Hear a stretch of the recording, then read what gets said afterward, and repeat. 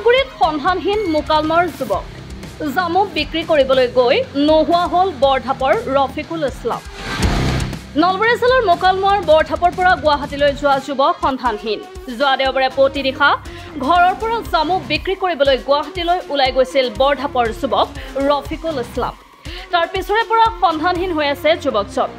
পৰিয়ালৰ লোকে ক'তো বিচাৰি নাপাই মোকালমা আৰক্ষী থানাত নিৰুদ্দেশ সন্দৰ্ভত লিখিত অভিযোগ দাখিল কৰিছে।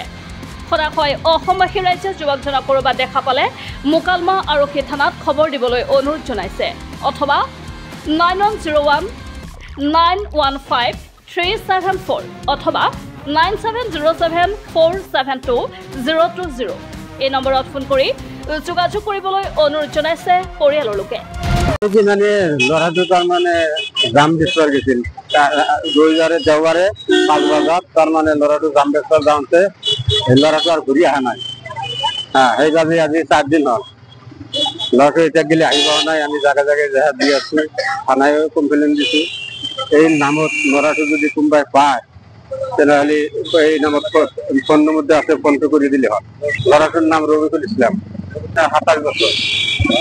এটা মাছখাৰ পাইল হয় গুৱাহাটীত ঘৰৰ পৰা ওলাই গেছি পাঁচা ৰাতি। আমাৰ ঘৰ খাইলাপাৰা বৰদাপ।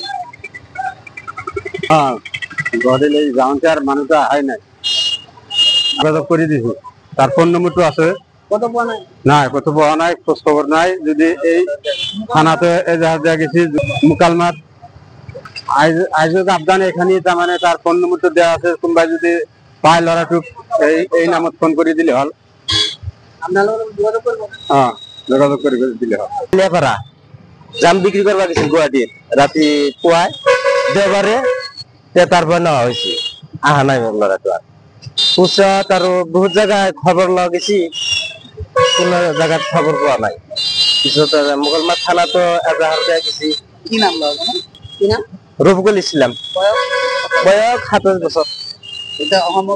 মানে এতিয়া ৰাইজক এতিয়া যদি ল'ৰাটোক আৰু কিবা দেখা পাই কৰবাত, যদি মোবাইল ফোন নম্বৰ দেওয়া আছে, যদি আৰু আমাক ফোন চোন কৰে যোগাযোগ কৰবে।